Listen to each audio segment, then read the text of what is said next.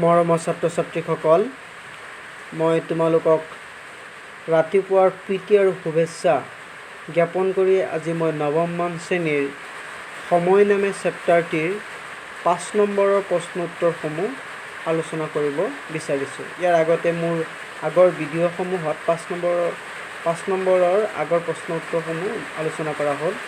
এতিয়া মই আলোচনা কৰিম 5ৰ ঘ নম্বৰ প্ৰশ্নৰ পৰা। 5 নম্বৰত কোৱা আছিল প্ৰশ্নটো যে ভাৱ বিশ্লেষণ কৰিব লাগে।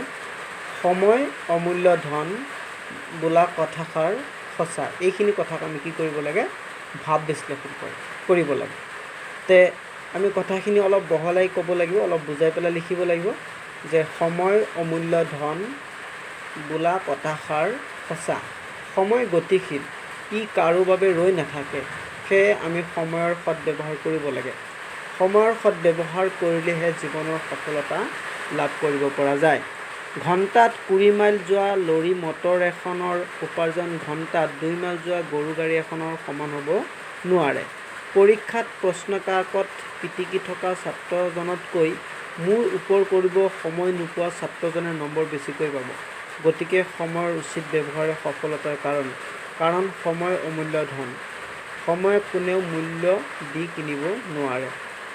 প্ৰাকৃতিক জগতৰ গতিবিধিবোৰ কি কি?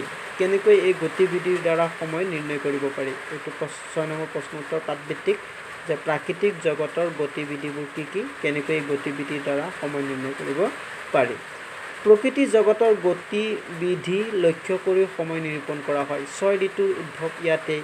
জাৰত ঠেৰেঙা হৈ থকা গছৰ ডালত কুঁহিপাত ওলালে, কঁঠালে মুচি পেলালে, আমে মলিয়ালে, ধান পকিলে, বাঁহে গাজ মেলিলে, ডাপত কেতেকী গোন্ধালে, একোটা ঋতুৰ সম্ভেদ পোৱা যায়। জীৱ জন্তুৰ আচৰণতো সময় নিৰূপণ কৰিব পাৰোঁ। কেঁকুৰা গাঁতত সোমালে, মাছে কণী পাৰিলে, ভেকুলীয়ে তুৰতুৰালে, একোটা ঋতু গম পোৱা যায়। গৰুৱে চৰা ঠাইৰ পৰা ধূলি উৰুৱাই আহোঁতে গধূলি হোৱা দেখা যায়। শিয়ালে হোৱা দি প্ৰতি প্ৰহৰৰ বাতৰি দিয়ে। ফেঁচুৱে জালি দি টঙিত পাৰৈ ৰন্দী জনায়। পোহৰ হ'বলৈ আৰু বেছি পৰ নাই। কুকুৰাৰ ডাকত ৰাতিপুৱালে বুলি মানুহে শোৱা দাঢ়ি পাতি এৰিবৰ উপক্ৰম কৰে। প্ৰাকৃতিক জগতৰ এনেবোৰ গতিবিধি লক্ষ্য কৰি সময় নিৰূপণ কৰিব পাৰি। পাঠভিত্তিক প্ৰশ্ন উত্তৰ প্ৰশ্নৰ 7 নম্বৰ প্ৰশ্নটো আছিল কি? ভাৱ সম্প্ৰসাৰণ কৰা। আইৰু বাৰ্তা, গংগাৰু যাত্ৰা। ই অসমীয়া ভাষাত সচৰাচৰ ব্যৱহৃত এটি প্ৰবচন। উক্ত প্ৰবচনফাঁকিয়ে আমাৰ এটা কাম কৰিবলৈ গৈ লগতে অনুষাংগিক আন এটা কামো সাধন কৰা কথাকে বুজায়। সাধাৰণ দূৰণিত থকা পুত্ৰলৈ মাকৰ যিদৰে মৰম বেছি মাকলৈকো পুত্ৰৰ সমানে মৰম থাকে। যদি মাক থকা গাঁওখন বা চহৰখন গংগাৰ পাৰত অৱস্থিত হয়, মাকৰ ওচৰলৈ অহাৰ সুযোগতে গংগাটো স্নান কৰি পৰম পুণ্য লাভ কৰিব পাৰে। অৰ্থাৎ এটা কামৰ বাবে আহি লগতে আন এটা কামো সাধন কৰা হ'ল। ঠিক তেনেদৰে এটা কামত ওলাই আহোঁতে কেতিয়াবা আন এটা কামো সাধন কৰি যোৱা হয়। তেতিয়াই কোৱা হয় আইৰু বাৰ্তা, গংগাৰু যাত্ৰা। ৰাইজে নখ জোকাৰিলে নৈ বয়। অসমীয়া ভাষাত ব্যৱহৃত এক প্ৰবচন। উক্ত প্ৰবচনফাঁকিৰ জৰিয়তে মানুহৰ দলবদ্ধ শক্তি বা একতাৰ জৰিয়তে যে অসাধ্য সাধন কৰিব পাৰি তাকে বুজাইছে। কোনো এজনে অকলে কৰিব নোৱাৰা কামত আন 10জনৰ সহায় সহযোগিতা পালে সেই কাম সহজে কৰিব পৰা যায়। অৰ্থাৎ ৰাইজৰ সামান্য বৰঙণি লগাই আমি সমাজৰ মহৎ উদ্দেশ্য সাধন কৰিব পাৰোঁ, যিটো ব্যক্তিগতভাৱে কৰা সম্ভৱ নহয়। ৰাইজৰ লগত মাৰ বান্ধি কাম কৰিলে সকলো কামেই সাধন কৰিব পাৰি। পিছৰটো আছে সময়ৰ শৰ মাৰিব নাজানিলে শৰ পহুৰ মাংস খাবলৈ আশা কৰা মিছা। শৰ হ'ল এবিধ কাঁড়। ইয়াক ধনুত গুণ লগাই জীৱ জন্তু নিধন কাৰ্যত ব্যৱহাৰ কৰা হয়। শুৰ আৰু পহু হ'ল এক শ্ৰেণীৰ তীব্ৰবেগী পহু। ইয়াৰ মাংস খাবলৈ সোৱাদ। সেই সোৱাদ লগা অৰ্থাৎ ভাল লগা বা কামত অহা লাভদায়ক কোনো এটা ঘটনা ঘটিবলৈ হ'লে উচিত সময় কাম কৰিব পাৰিব লাগিব।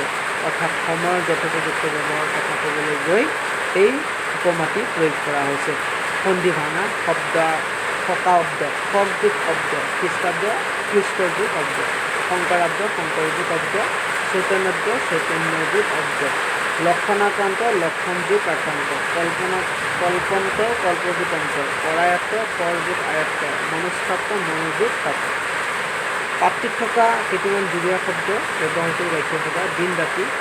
দেউতাকে ল'ৰা ছোৱালীকেইটাৰ ভৱিষ্যতৰ বাবে দিন ৰাতি একেকাৰ কৰি কাম কৰিছে। কাৰ্যকলাপ, তাৰ কাৰ্যকলাপবোৰ বৰ আচহুৱা। দাড়ি পাতি ৰাতিপুৱা সোনকালে দাড়ি পাতি এৰি পঢ়া শুনা কৰিব লাগে। যন্ত্ৰপাতি, আজিকালি বেছিভাগ কামেই যন্ত্ৰপাতিৰ সহায়ত কৰা হয়। নাযায় নোপোৱাই, বিপদৰ দিনবোৰ নাযায় নোপোৱাই যেন লাগে। দেশ বিদেশ, ঘৰতে বহি আজিকালি দেশ বিদেশৰ বাৰ্তা পোৱা যায়। মৰমৰ ছাত্ৰ ছাত্ৰীসকল, মই আজি তোমালোকক এইখিনি আলোচনা কৰিলোঁ। ইয়াৰ পিছত মই তোমালোকৰ লগত অন্য এটা চেপ্টাৰৰ বিষয়ে আলোচনা কৰিম। ধন্যবাদ। সকলোৰে সুস্বাস্থ্য কামনা কৰি মই আজিলৈকে তোমালোকৰ পৰা বিদায় লৈছোঁ।